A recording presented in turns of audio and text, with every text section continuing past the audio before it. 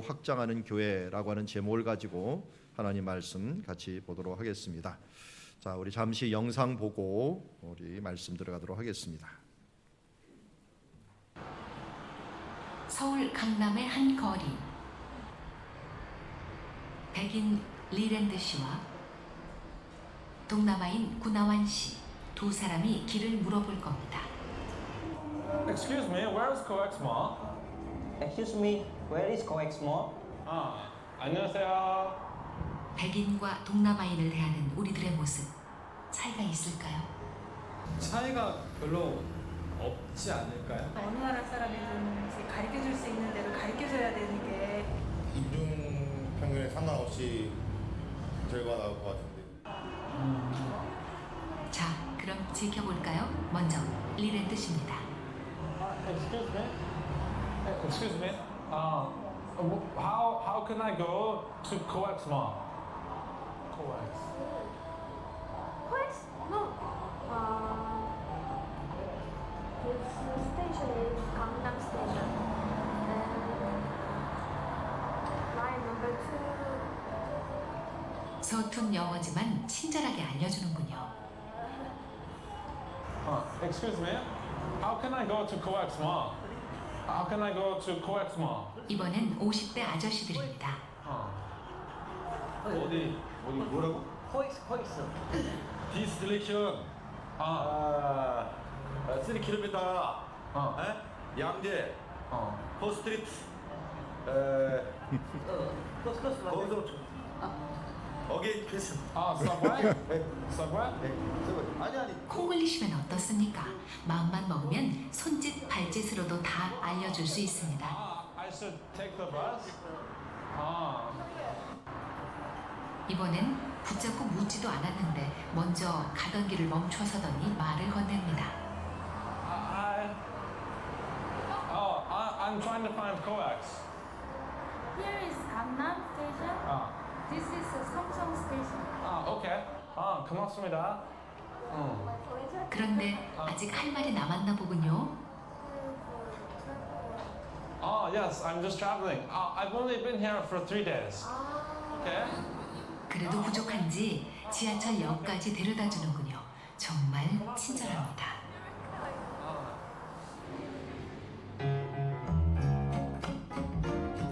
이번엔 동남아에서 온 구나완 씨.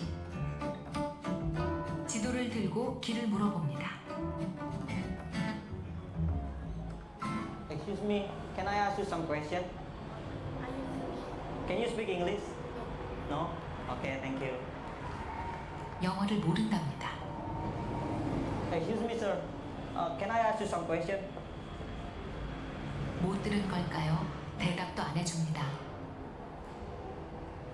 Excuse me, sir. Can you tell me where is COEX Mall? You don't speak English. 역시 영어를 모른다며 Excuse me. 가버립니다. I have a question.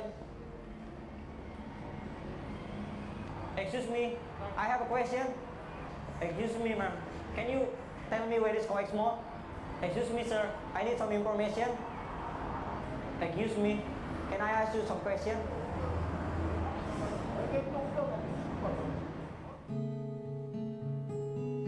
참 힘든 하루군요. 같은 외국인인데 무엇이 다른 걸까요? 구나완 씨는 1시간이 넘도록 거리를 헤매고 있습니다.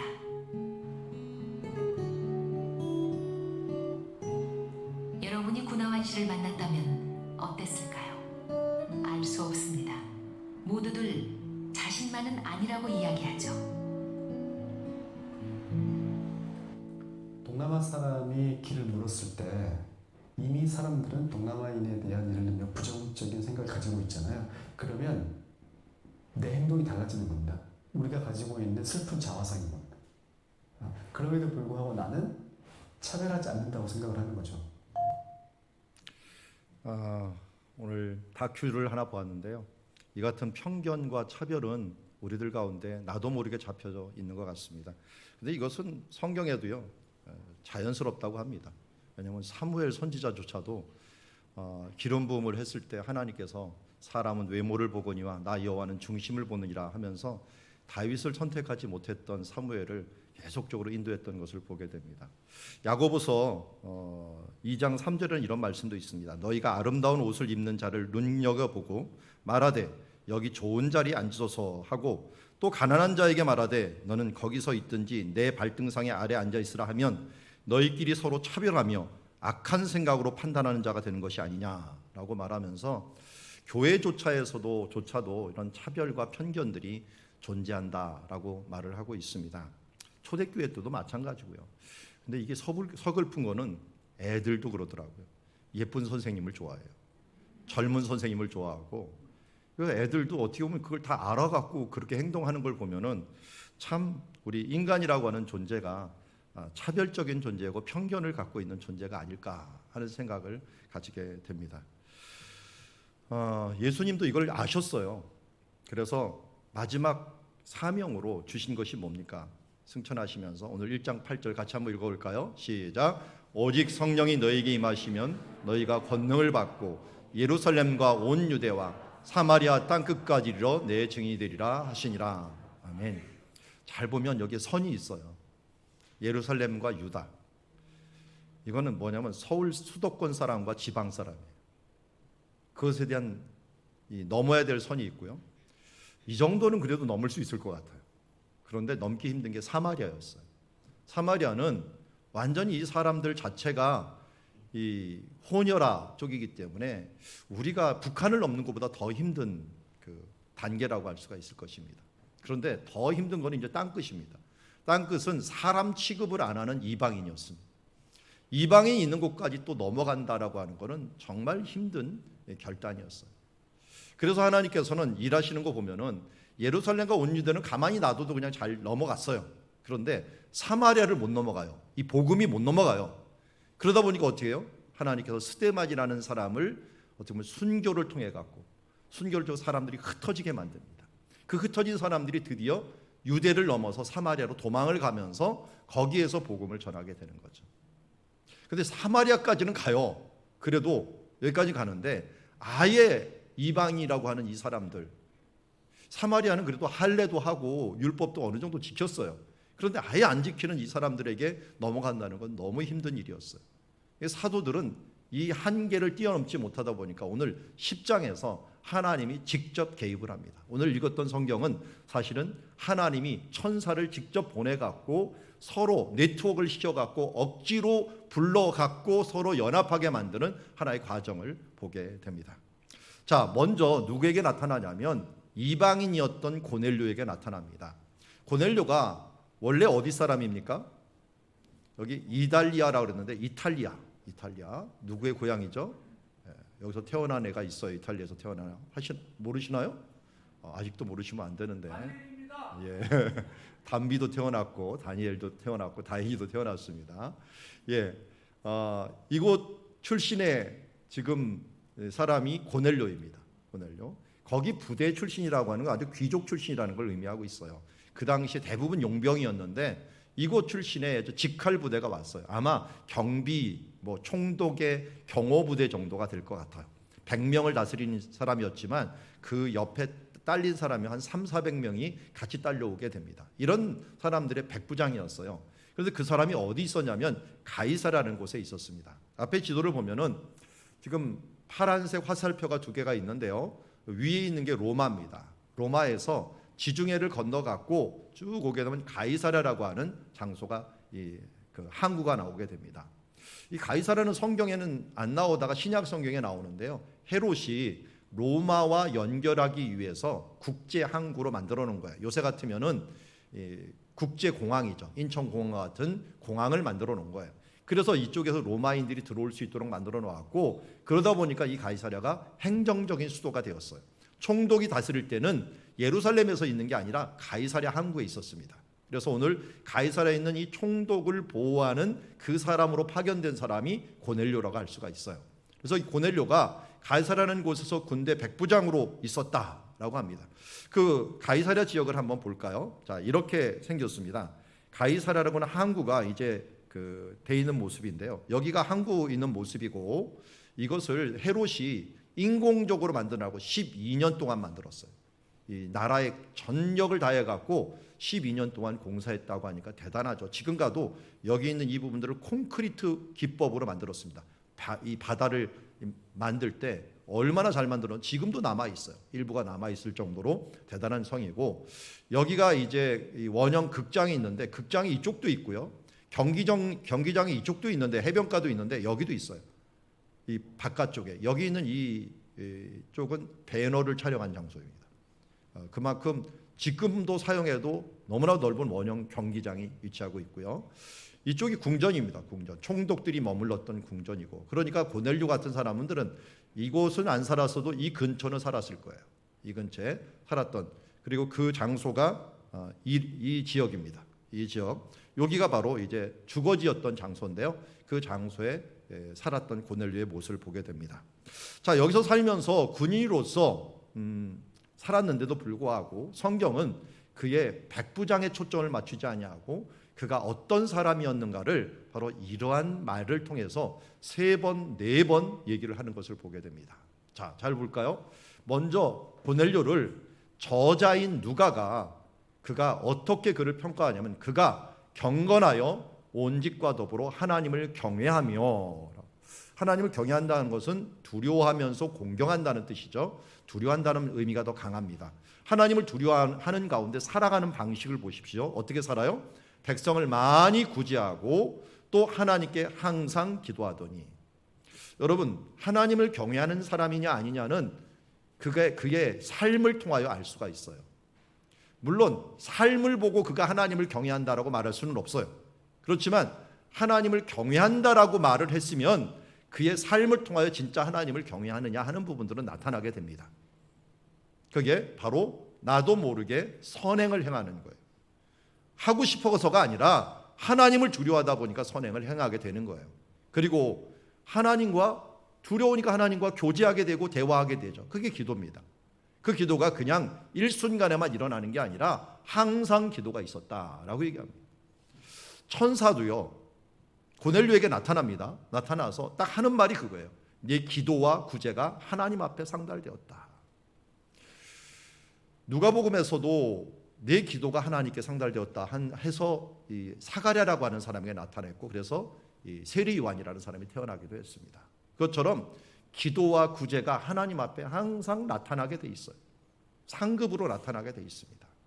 자, 그리고 22절을 보면은 종이 베드로한테 와갖고 고넬료를 소개합니다. 소개할 때 뭐라고 소개하냐면, 고넬료는 의인입니다. 아니, 어떻게 의인이냐? 그러나 하나님을 경외하는 사람입니다. 그리고 여긴 얘기는 안 했지만 분명히 나왔을 거예요. 구제하고 기도하는 일을 통해서 바로 온 족속, 특별히 적국이었던 유대인들에게도 칭찬을 받는 사람입니다. 진짜 의인은 어떤 사람이냐면 원수한테 칭찬받는 사람이에요. 다윗이 가장 힘들게 여겼던 적이 누굴까요? 그 사람은 골리앗도 아니었어요. 제일 힘들었던 사람은 10년 이상을 자기를 죽이겠다고 쫓아다닌 사울 왕이었어요. 근데 사울 왕이 다윗을 보고 자주 어떻게 합니까? 그를 용서하니까 다윗아 너는 축복을 받을지어다 하면서 너는 왕이 될 것이다 하면서 축복을 2번이나 그렇게 외쳐대는 것을 보게 됩니다. 이게 바로 의인으로서 하나님을 경외하는 사람이 어떻게 살아가는가 합니다. 그렇다고 해서 축복한다고 진짜 그 사람의 축복에 그하고 친하게 지내는 게 아니에요. 계속 죽이려고 했어요. 그렇지만 순간순간 나타나는 그의 의와 그의 구제와 그의 삶들을 보면서 축복을 할 수밖에 없었던 것을 보게 됩니다. 칭찬을 받을 수밖에 없는 거죠. 베드로도 고넬료를 만나봤어요. 만나보자마자 그 얘기를 듣고 나서 하는 말이 있어요. 각 나라 중 하나님을 경외하며 의를 행하는 사람은 다 받으시는구나. 이 고넬료 앞에서 얘기한 거예요. 사람들 앞에서 그 얘기를 정말 하나님을 경외하는 사람이구나. 여러분, 우리가 D6를 추구하고 있지만 신명기 6장에 나오는 말씀 뭡니까? 이스라엘에 들으라, 우리 하나님 여호와는 오직 유일하신 여호와시다. 그분이 유일하시고 그분이 전능하신 창조자이심을 우리가 믿는다면 당연히 하나님을 경외하게 되죠. 그래서 우리의 정신의 제1은 하나님을 경외하는 것입니다. 이게 바로 10계명의 1계명이요 2계명이요 또 주기도문의 맨 앞에 나오는 부분이라고 할 수 있습니다. 하늘에 계신 우리 아버지요. 이렇게 사는 사람들은 당연히 나타나는 게 구제와 기도의 삶입니다. 교회는 어떻게 구제하고 어떻게 기도하는가를 좀 안내하는 역할들을 많이 하고, 여러분들은 그것을 받아서 우리 자녀들에게 그것을 잘 가르쳐 줘야 됩니다. 이번 주에 우리 온 SNS 편지입니다. 손종자 선교사님이 터키 지금 지진 난 지역을 선교하고 있습니다. 물론 살기는 거기서 살진 않지만 꾸준히 가서 그쪽 지역을 전도를 했고, 저도 방문을 했던 지역입니다. 터키 이렇게 해서 온 편지입니다. 우리는 튀르키예라고 부르는데 선교사님은 자신을 터키라고 부르네요. 터키는 남동부 일대가 지진으로 참혹한 상황이 되었으며 앞으로는 전염병이 유행할 것이라는 전문가들의 이야기가 돌고 있습니다. 터키 선교팀의 기도와 사랑으로 우리 형제들은 아무도 죽지 않았지만 그들의 일가 친척들이 참혹한 변을 당했습니다. 동부와 남동부 일대에 1,300만여 명이 재해를 당하면서 모든 이들이 천막이나 컨테이너에 생활을 하고 있는데 간이 화장실이 없어서 큰 문제가 되고 있지요. 이제야 겨우 비행기와 시외버스들이 운행하기 시작했고 다음 주에도 사역자들이 지진 때 방문 일정이라서 형제들이 필요한 물건을 보낼 것입니다 하면서 선교사님이 전해왔습니다. 그럼 우리가 급한 대로 모아지는 헌금을 드리려고 합니다. 가능하면 오늘까지 해주시면 모아지는 대로 바로 보내서 필요한 물건들 또 그곳에서 사는 것이 가장 빠르고 정확하기 때문에 그것을 보내드려서 우리 활동하도록 하겠습니다. 우리가 교회에서 해야 될 일들 중에 하나가 구제입니다. 물론 우리끼리 하는 것, 우리끼리의 문제, 우리끼리 사랑한다면 우리끼리 사랑이죠. 그렇지만 이 지역과 그의 가족들을 도와주는 것들 우리가 해야 될 큰 일이라고 할 수가 있습니다. 이것은 하나님을 경외하는 사람들이 마땅히 해야 되는 일들이다 하는 것을 알고 이 일에 또 기회 있을 때 힘써 주시면 감사하겠습니다. 주보에 계좌번호가 있으니까요. 사랑들이 교회 계좌번호가 있으니까 그쪽으로 보내주시면 모아서 바로 보내드리도록 하겠습니다. 자, 이렇게 좀 하나님을 경외하는 이 사람에게 한마디로 좀 준비된 사람이죠. 사람마다 하나님을 만날 때 아예 준비 안 돼서 만나는 사람이 있고 준비가 좀 돼서 만나는 사람이 있어요. 근데 우리나라에는 유교라고 하는 이 좋은 틀이 하나가 있었어요. 부모를 공경하고 또 충성이라고 하는 이런 사상을 많이 갖고 있었는데 이 와중에 하나님의 말씀이 전달됐는데 이상하게 전달될 때 양반에게 먼저 들어갑니다. 양반들이 먼저 이 말씀을 받으면서 성경을 번역하기도 하고 성경을 갖고 들어와서 우리가 뭐 유명한 정약용 같은 사람들 이런 사람들이라든지 뭐 이런 믿음의 사람들이 먼저 지식층에 들어오면서 그들이 지식층이 변화되고 또 뭐 미국이나 이런 데 선교사님이 오실 때도 대학생 출신들이 무디의 부흥운동 때문에 들어오게 돼요. 그래서 YMCA를 만들고 학교를 만들고 우리가 잘 아는 뭐 연세대학교라든지 숭실대학교라든지 이런 대학교를 만들면서 이렇게 지식적인 운동을 통해 갖고 우리 교회가 그래도 굉장히 우리나라가 신사적으로 예수를 믿게 되는 민족 중에 하나가 되었어요. 이 하층민부터가 아니라 이 상류층부터 믿는 문화가 되다 보니까 그렇게 많이 부딪혔지만 잘 이겨내갈 수 있는 힘들도 그 가운데 있었던 모습을 보게 됩니다. 물론 장단점이 있지만 여기 로마에게 복음을 전파될 때도 사실은 고넬료에게 먼저 전파되면서 고넬료는 고위층이거든요. 그래서 나중에 로마에 가보면 콘스탄틴 대제라고 하는 이 황제라고 하는 이 사람의 어머니가 먼저 믿고 있었어요. 이런 걸 보면은 믿음이 여러 가지 방향으로 흘러가지만 이 고위층으로 흘러가면서 이 하나님의 복음이 또 그 나라를 변화시키는 역할을 했던 것은 이런 고넬료 같은 사람이 있었기 때문에 그렇습니다. 고넬료는 파견 근무자입니다. 3년 내지 길어야 5년이에요. 그렇기 때문에 여기서 복음을 받은 이 고넬료는 분명히 가서 로마에 복음을 전했을 것이고 그래서 그런지 사도 바울이 편지를 쓸 때 로마서를 썼는데 로마에 방문한 다음에 쓴 게 아니라 방문 전에 로마서를 썼어요. 이미 로마에는 믿는 사람이 많았다라고 하는 걸 우리가 알 수가 있습니다. 그 대표적인 인물 중에 하나가 분명히 고넬료와 그의 가족이 된다 하는 것을 알 수가 있습니다. 그래서 이 고넬료에게 복음을 들어가게 됐는데 잘 준비된 복음력이 들어가게 됐는데 문제는 하나님께서 전하는 방식이 참 특별했다는 거예요. 우리 같으면 고넬료에게 나타나서 예수 믿어라 하면 그냥 다 믿을 거 아니에요. 실제로 터키 우리 손정성 선생님한테 가서 들은 얘기고 또 거기서 만나봤지만 많은 동부에 있는 쿠르드족입니다. 쿠르드족에 있는 이 사람들이 터키의 쿠르드족이 예수를 믿을 때 비슷한 현상이 일어나요. 다 뭐냐면 꿈에 환상 중에 예수님이 나타난답니다. 그리고 그들에게 직접 예수를 믿으라고 얘기한대요. 그 찾아갔더니 만났다라고 하고 또 복음을 전했는데 안 믿었다가 나중에 믿는 사람들 뭐 그런 사람들이라는 거예요. 제가 이스라엘에 갔을 때도 이스라엘의 최초로 예수 그리스도를 믿는 사람들의 대부분이 예수님을 꿈이나 환상 중에 만난 사람들이에요. 이런 사람들이 환난과 핍박 중에서 굳건히 설 수 있었던 것은 그의 직접 나타남이 있었기 때문에 그래요. 그런 이런 나타남이 우리나라 초창기에도 있었어요. 그렇지만 하나님이 나타나더라도 쓰는 방법이 있어요. 그 천사를 통해서 직접 믿는 게 아니라 누구를 불러와라, 누구를 만나라 하는 말을 쓴다는 거예요. 여기도 고넬료도 마찬가지예요. 하나님의 사자가 나타나서 기도와 구제가 하나님께 상달됐는데 이제 내가 지금 사람을 욥바에 보내어서 베드로라는 시몬을 청하라 라고 얘기하는 거예요. 베드로라는 시몬을 청하라. 왜 하필이면 직접 예수님을 믿어라라고 하지 않고 시몬을 청하라고 했을까요? 자, 이거는 1차적으로 고넬료에 굉장히 힘든 일입니다. 왜냐하면 고넬료가 뭐였습니까? 그는 백부장이었어요. 로마인이었어요. 그러면 식민지 사람입니다. 그리고 욥바라고 하는 것은 그 당시에 여긴 도시고 가난한 동네 중에 하나였어요. 그런데 그곳에서 가난과 신분 모든 것을 뛰어넘어서 그 사람을 불러오라는 거예요. 먼저 고넬료에게 막아섰던 장벽은 뭐였냐면 신분의 장벽이에요. 로마인, 유대인, 백부장 그리고 일개의 어부, 이 신분을 넘어갔고 그에게 가서 그를 모셔오는 거죠. 한마디로 모셔오는 이 일들을 하나님께서 하라고 하는 것입니다.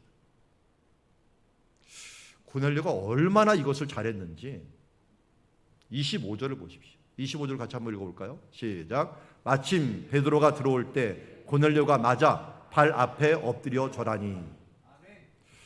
이거 우리나라 이렇게 절하는 거 아니에요. 여러분 영화에서 로마인들 절하는 거 보셨나요? 이게 쫙 벌립니다. 벌리고 얼굴을 땅에다 대요. 그리고 딱 엎어지는 겁니다. 이거는 황제나 신 앞에서 하는 행위예요. 얼굴을 땅에 대는 이 행위가 이게 얼마나 우리 같으면 좀 수치스러울 정도로 우리는 땅 안 대잖아요. 근데 확 대야 돼요. 대는 이런 행동이 이 백부장이 로마인이 아마 이거 총독한테 알려줬으면 욕 되게 먹었을 거예요. 네가 지금 백부장의 로마인의 자존심을 상하게 했다 하면서 이 해직당할 위기까지 될 거예요. 그런데도 베드로가 들어올 때 그렇게 대하는 것을 모습을 보게 됩니다. 신분의 장벽을 뛰어넘은 건 둘째치고 얼마나 겸손하게 하나님의 말씀을 받았는지 몰라요. 그러니까 베드로가 하는 말을 뭘로 받은 거예요? 하나님의 말씀으로 받으니까 이따가도 우리 성령 임하실 때 보니까 그냥 말씀을 들을 때 성령이 임해버려요. 이러한 겸손한 태도, 사모하는 태도, 절대적인 태도, 하나님이 주신 것이다라고 하는 이런 간절한 마음을 가지고 임하다 보니까 신분을 뛰어넘는 것 이상으로 뛰어넘어서 하나님의 말씀을 받을 수 있는 사람들. 여러분 예전에도 그랬고 지금도 마찬가지입니다. 하나님의 말씀을 받을 때 이러한 자세로 받는 사람들에게 하나님의 성령의 충만함이 우리 가운데 임하는 줄 믿습니다. 그런데 베드로는 괜찮았을까요? 아까 말씀드렸죠. 유대인들이 뛰어넘지 못하는 자꾸만 선이 있었다고. 선을 넘어야 되는데 이제는 뭐까지는 넘어갔어요? 사마리아까지는 넘었어요. 근데 이방인 이 땅 끝을 넘는다는 건 너무 힘든 일이에요. 베드로도 그래서 안 가려고 했을 거예요. 아마 이 일이 아니었으면 안 갔을 거예요. 근데 베드로는 그래도 자기는 나름대로 많이 한계를 넘었다고 생각을 했어요. 10장 6절에 보니까 무두장이 시몬의 집에 유숙했다라고 얘기합니다. 지금 동그라미 된 그 지역에 저기 지금 좀 고치고 있는데 등대가 있었어요. 등대 왼쪽에 있는 집이 바로 무두장이 시몬의 집이라고 알려져 있습니다. 그 집이 지금도 남아 있는데 그곳에 시몬이 유숙했다라는데 여기에 요 앞에 수식어를 잘 봐야 돼요. 무두장이 피역을 다루는 사람들입니다. 가죽을 다루는 사람들이에요. 가죽을 다루는 사람들은 뭐래냐면 죽은 시체를 매번 만져야 돼요. 원래 시체를 만지면 성경에서도 구약 성경은 이 부정한 자라고 얘기해요. 그럼 매일 부정해야 돼요. 그 직업이 부정한 직업이에요. 그러다 보니까 우리나라 치자면 백정 취급을 받았어요. 그 옆에 요 교회가 하나가 있는데요. 이 교회도 이 다비다를 살렸다, 도르가를 살렸다는 교회예요. 그러니까 지금 베드로는 그래도 어떤 한계를 넘었냐면 시체를 만지고 그리고 여인 죽은 사람을 만지고 가난하였던 여인 집에 방문하고 심지어 백정처럼 여기는 그 집에 들어가 사는 것들, 이 정도면 베드로는 정말 많이 내려놓은 거예요. 아마 그를 보고 더 내려놔라면 더 이상 내려놓을 게 없는데요 라고 말할 정도일 거예요. 그런데 하나님은 그가 내려놓지 않은 핵심적인 부분들을 이야기합니다. 너 이거 안 내려놨지? 그게 뭐였습니까? 지금 그걸 얘기하고 있어요. 우리가 잘 아는 환상 얘기죠. 저 위에 하늘이 열리면서 내 귀에 메인 큰 보자기가 내려오는데 거기에 각종 짐승들이 있었어요. 근데 이 짐승들을 베드로야 잡아먹으라 라고 얘기합니다. 근데 그 짐승들이 다 뭐냐면 레위기 11장에서 말하는 아주 부정한 짐승들이에요. 한마디로 되새김질도 안 하고 쪽도 안 갈라져 있고 이런 이 바닥을 막 기어 다니고 하는 이런 것들을 하나님께서 먹지 말라고 했으니 하나님 먹지 말라고 나 안 먹었는데요. 나 이 속되다는 걸 먹은 적도 없고 결코 먹지 않았나이다 라고 얘기하니까 이때 15절에 무슨 말씀이 옵니까? 하나님께서 깨끗하게 하신 것을 내가 속되다 하지 말라. 우리는 여기에서 음식법에 대한 부분들을 좀 살펴볼 필요가 있습니다. 유대인들도 코셔라는 제도를 가지고 있고 이 이슬람도 할랄이라고 하는 제도를 가지고 있어요. 이 할랄은 사실은 코쇼에서 나온 거예요. 유대인들의. 그러니까 이게 어디서 레위기 11장에서 나온 거예요. 그대로 실천을 하려고 해요. 그런데 지금 우리는 레위기 11장을 지키고 있습니까? 안 지키고 있습니까? 안 지켜요. 왜 그럴까요?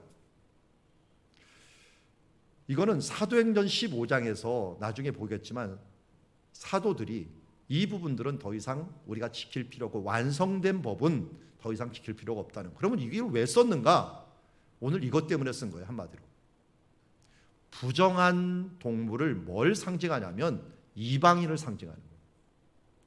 이방인과 섞이지 말고 그들의 문화와 함께 섞이지 말라는 그 말씀을 했는데 이제는 예수 그리스도의 생명의 법이 그들을 변화시킬 수 있었어요. 예전에는 그 하나님의 생명의 능력을 가진 이 사람들이 거룩하면서 차단하는 데 섰지만 예수님은 신약시대에 와서는 너희 안에 이제 성령이 들어왔다. 밖에 있는 하나님을 섬길 때에는 우리가 약했지만 너희 안에 성령이 들어왔으면 성령의 능력으로 세상을 이제 정복하는 자가 되라는 거예요. 증인이 되는 거예요. 그 구약 성경에서는 전도하라는 말이 없어요. 그냥 거룩을 지키라는 거예요. 근데 신약 성경에는 이제는 내가 성령이 너에게 임하시면 내가 권능을 받아서 세상을 변화시키는 사람이 되라. 이제 먹고 마시는 것에 대한 자유를 주었습니다.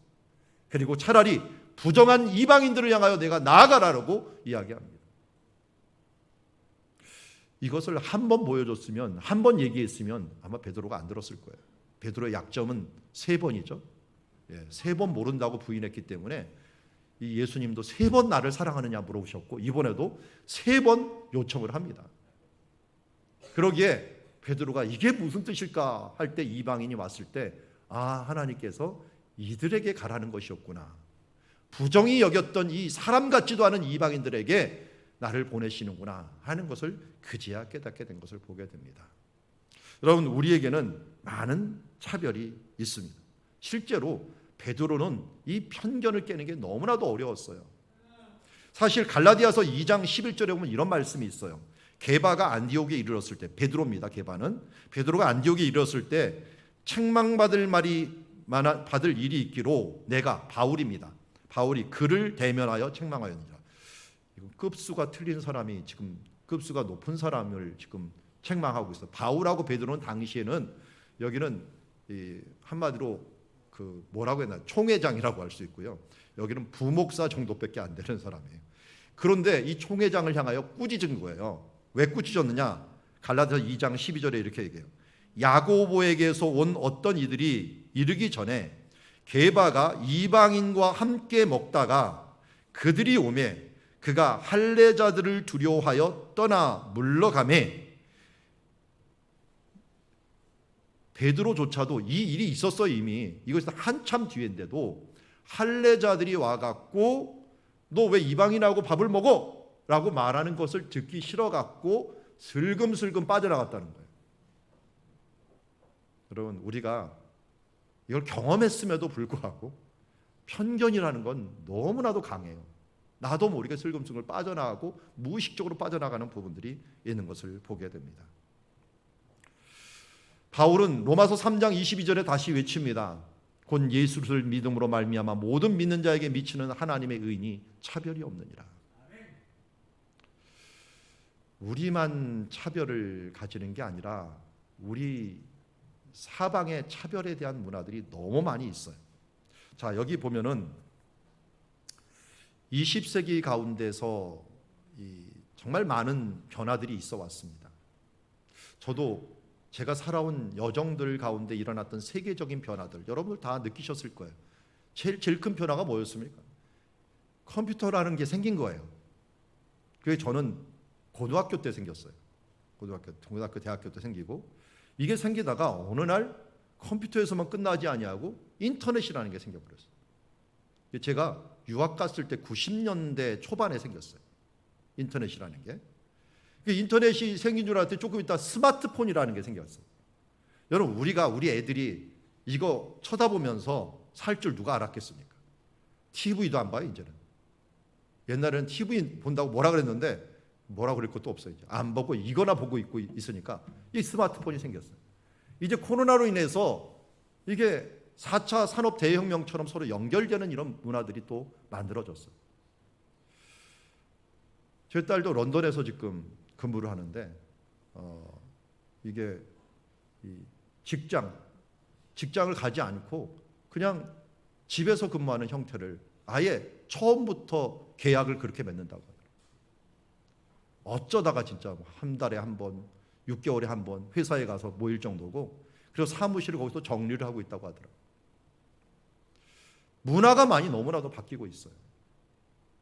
그러니까 우리가 이 문화가 바뀔 때 이 문화에 적응하지 못하는 사람들이 도태가 됩니다. 마찬가지로 하나님 나라에서도 하나님이 원하시는 뜻이 있는데 그 단계를 넘어서야 되는데 업그레이드 되기를 원하는데 우리가 업그레이드 되지 않으면 그 믿음이 다운돼 갖고 또 침륜에 빠지는 자가 되어버립니다. 오늘 주보에 하나씩 남겨드린 것들은 바로 그거예요. 자녀들이 이제 새학기를 맞이하면서 아마 믿음의 사람들의 장애가 생기게 됩니다. 그렇지 않더라도 여기 1번에 오면 사람들이 이 의욕이 없을 때가 있어요, 아이들이. 그리고 2번에 보니까 이 아이들이 두려워할 때가 있고요. 그리고 스스로 지혜가 부족하다고 느낄 때가 있고요. 아니 나는 재능이 원래 부족해 라고 하는 때가 있을 거예요. 나는 이런 게 부족해 저런 게 부족해 라고 이야기할 때 우리는 그들을 어떻게 뛰어넘게 만들어줘야 됩니까? 아니 우리 자신도 어떻게 뛰어넘게 만들어줘야 돼요? 말씀으로써. 하나님의 성령이 우리에게 주신 말씀으로써 우리를 뛰어넘게 만들어야 돼요. 저도 목회 초반에 하나님 못하겠습니다. 나 능력이 없습니다.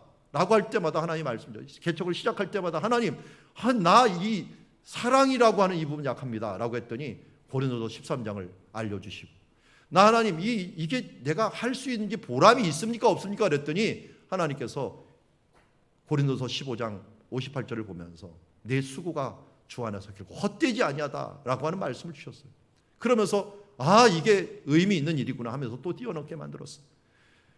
순간순간마다 하나님의 말씀으로 저를 뛰어넘으면서 한계를 넘게 만들었습니다. 여러분 우리 가운데 지속적인 한계가 계속적으로 닥치게 됩니다. 한 단계 한 단계 올라가지 않으면 이 시대에서 도태될 정도가 될 때가 있습니다. 그럴 때마다 우리가 이길 수 있는 힘은 뭡니까? 하나님의 말씀으로 이기는 겁니다. 오늘 고넬료의 이런 말씀으로 또 베드로와 같은 이 말씀으로 오늘도 이 세대를 이겨나갈 수 있는 건강한 그리스도인이 되기를 또 우리 자녀들에게 그것을 가르치며 여기에 있는 말씀의 구절들을 인용하면서 하나님이 이러한 하나님이다 하면서 하나님으로 이름으로써 성경으로써 말씀으로써 승리할 수 있도록 우리가 인도하는 주의 자녀들이 되기를 원합니다. 자, 이제 고넬료가 있었고요. 베드로가 있어서 두 사람 이야기를 합니다. 근데 이 사람들이 어떻게 연결되는가 한번 봅시다. 9절에 보니까 베드로가 기도를 하러 갔습니다. 좀 화살표대인데 무두장의 집에 갔는데요. 식사를 밑에서 차리고 있는데 자기는 기도하러 올라갔어요. 제6시다라고 합니다. 이 6시라고 하는 것은 이 오전 6시가 0시입니다. 이 사람들은 6시니까 정오입니다.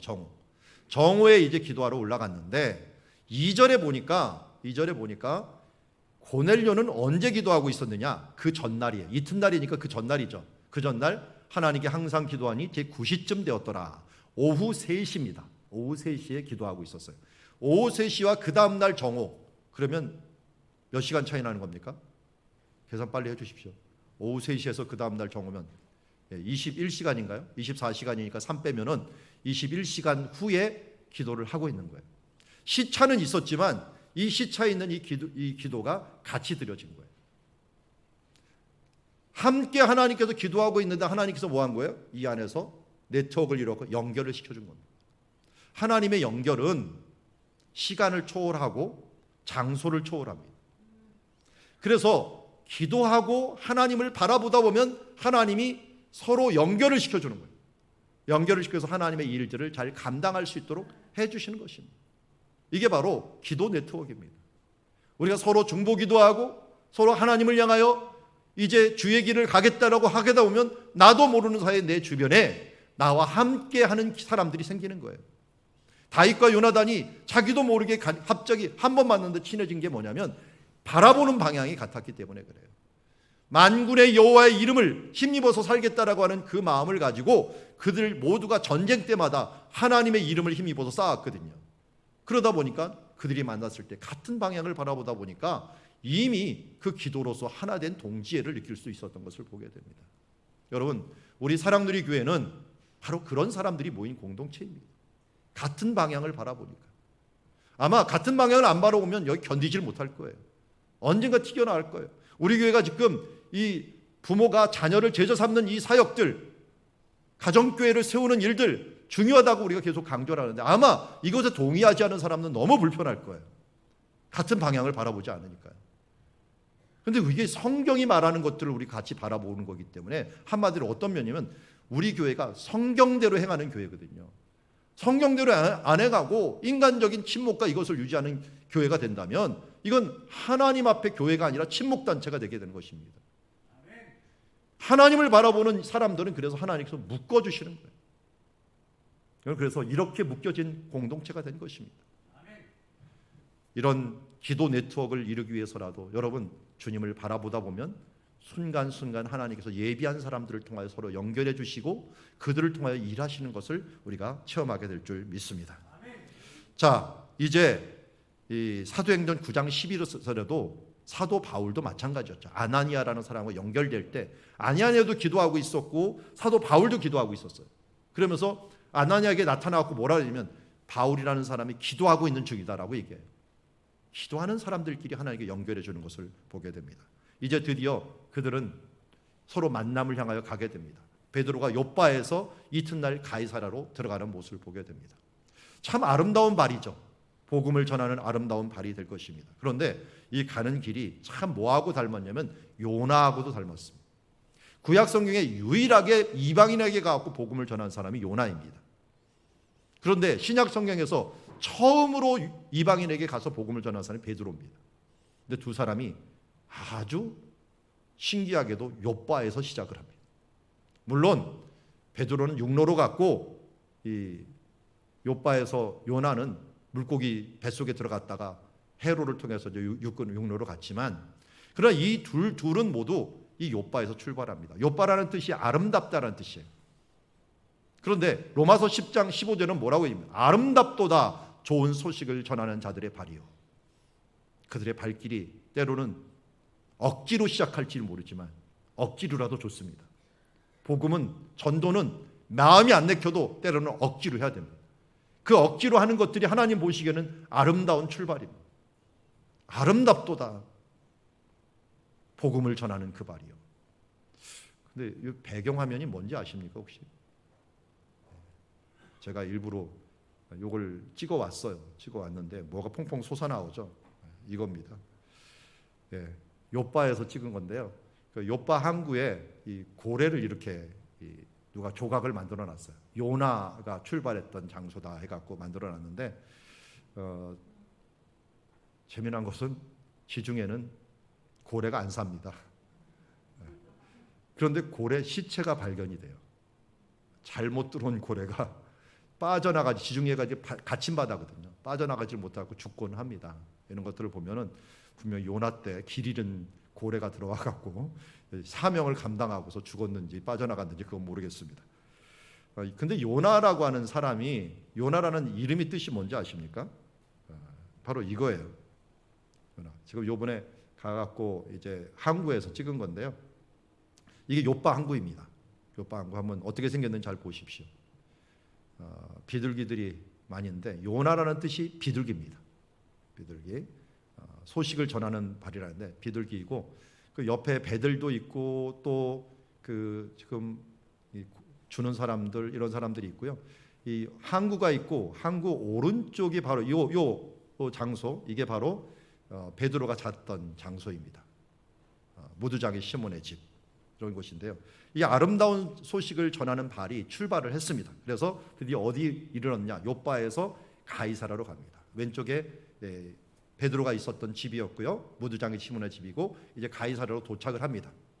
도착을 했는데 두 사람만 만나는 게 아니라 두 무리가 만나요.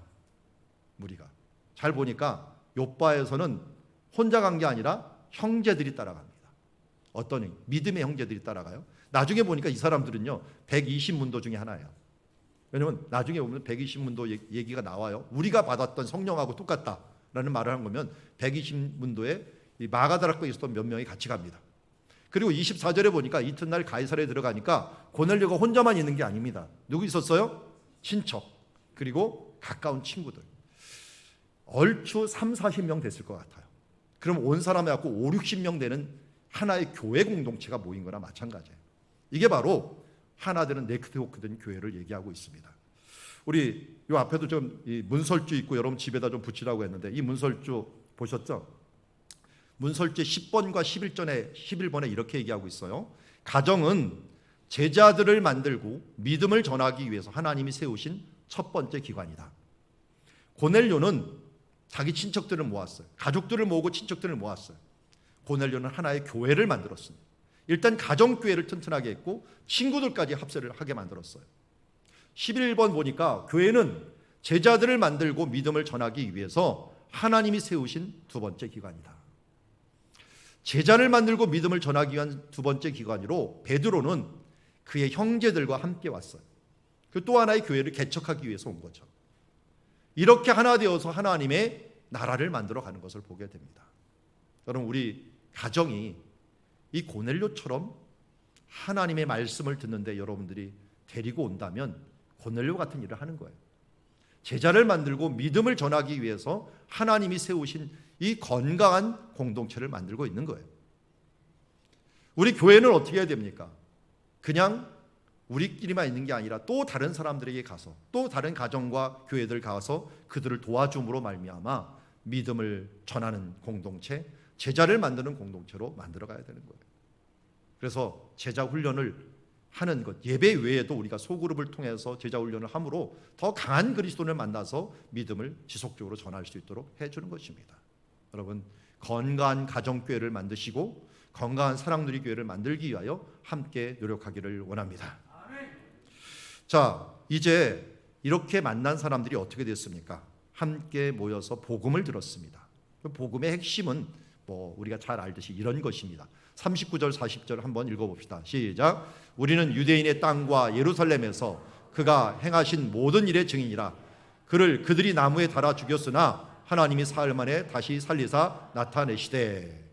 자, 예수님의 죽으심과 부활입니다. 그냥 죽으심이 아니라 우리를 위하여 저주를 받은 바 되사 율법의 저주에서 우리를 죄값을 치르는 일을 하셨다라는 것이고, 이 부분들을 또 한 번 얘기합니다. 죽은 자 가운데서 부활하신 후 하면서 죽음과 부활, 그리고 이것을 우리에게 알려줘갖고 그에 대한 이 말씀을 우리만 전하기는 게 아니라 선지자들도 월락 증언을 한 부분이다라고 말하면서 믿는 사람들이 다 그의 이름을 힘입어 죄사함을 받는다. 복음은 이것입니다. 예수 그리스도께서 우리를 위하여 죽으시고 부활하셨다는 것을 믿는 사람들, 그 사람들은 예수의 이름을 힘입어 죄사함을 받는다. 그러므로 이방인들도 유대인들도 사마리아인들도 어떻게 구원을 받았습니까? 예수 그리스도의 복음을 믿음으로 말미암아 모두가 하나 되는 공동체 되면서 이 공동체가 확장된 것을 보게 됩니다. 그때 베드로가 이 말씀을 전하고 있을 때요, 무슨 기도도 한 것도 아니고요, 안수한 것도 아니에요. 말씀을 듣는 모든 사람에게 갑자기 성령님이 내려옵니다. 얼마나 말씀을 사모하고 아멘으로 내가 믿습니다 받았으면 말씀이 듣는 중에 내려옵니다. 그래서 베드로와 함께 온 할례자들이 이방인에게도 성령 부어주심으로 말미암아 놀랍니다. 왜냐하면 성령이 부어지는 표시가 나는 거예요. 방언을 말하며, 예전에 자기네들이 성령 받았을 때 맨 처음 일어난 일이 방언 받는 것뿐만 아니라 방언에서 뭐래요? 하나님을 높였어요. 하나님을 찬양하는 일들이 벌어지는데, 특별히 베드로가 얘기합니다. 이 사람들이 우리와 같이 성령을 받았다라는 거예요. 우리 요새 받는 성령하고 틀렸던 것이에요. 이때 처음 왔던 거는 외국어 방언이에요. 아마도 베드로가 이걸 어떻게 느꼈냐면, 분명히 이 사람 고넬료고 로마인이고 라틴어나 헬라어 정도를 얘기하는데 그들이 방언하는데 뭘로 들렸어요? 유대인 방언으로 들린 거예요.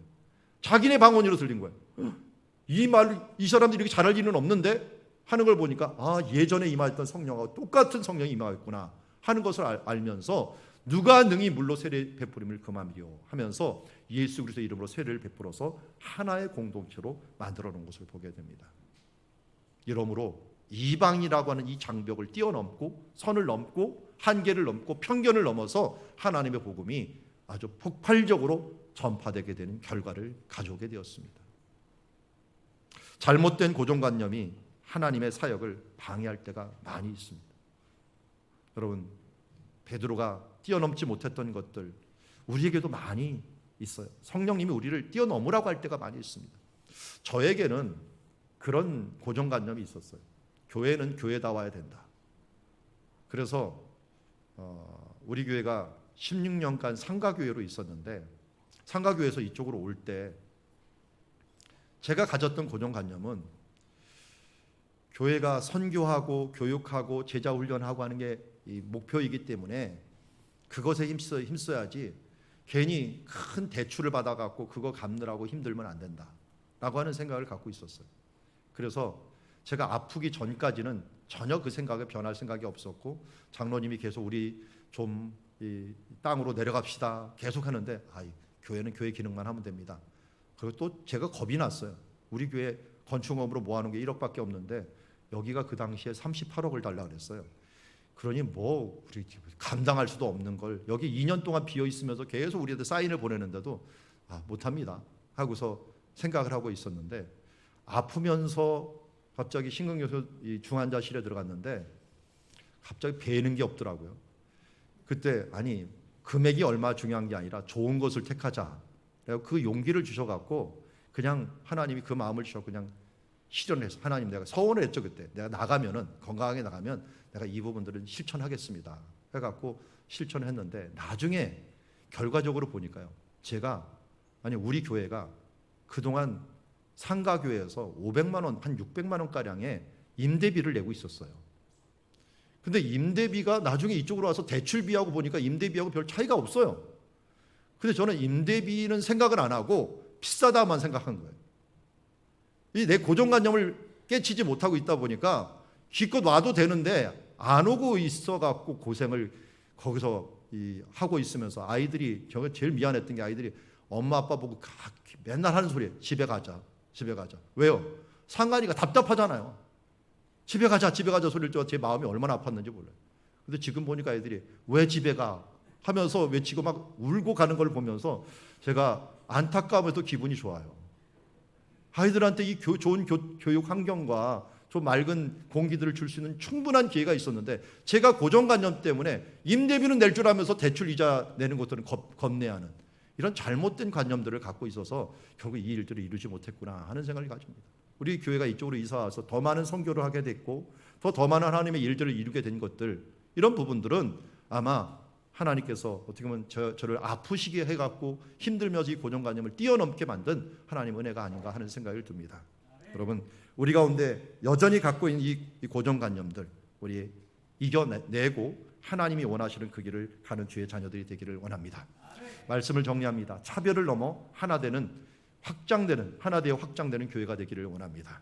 기도와 또 관계의 네트워크를 통해서 하나 되는, 또 하나 되어 확장하는 교회가 되기를 원합니다. 복음과 성령으로 하나 되어 확장하는 교회가 되기를 원합니다. 오늘 고넬료와 베드로를 한번 생각하면서 우리 찬양, 우리 부름받아 나선 임엄 함께 찬양하고 기도하며 나가도록 하겠습니다.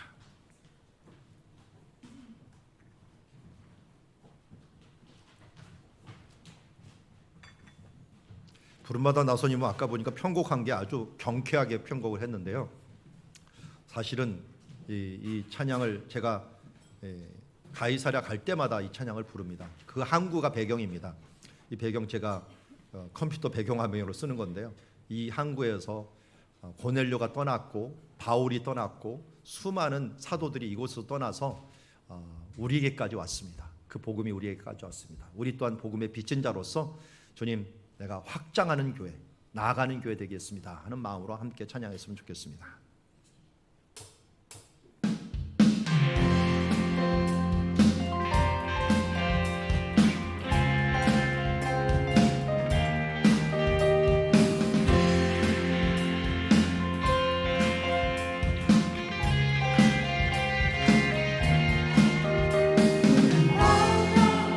나선이 몸 어디든지 가오리나, 괴로우나 즐거우나 주만 따라 가오리니, 어느 누가 막으리까, 지금 있는 막으리까, 어느 누가 막으리까, 지금 있는 막으리까. 아골골짝 빈들에도 복음 들고 가오리다, 가오리다. 소돔 같은 거리에도 사랑하고 찾아가서 종의 몸에 신인 것도 아낌없이 드리리라. 종의 몸에 신인 것도 아낌없이 드리리라. 멸시천대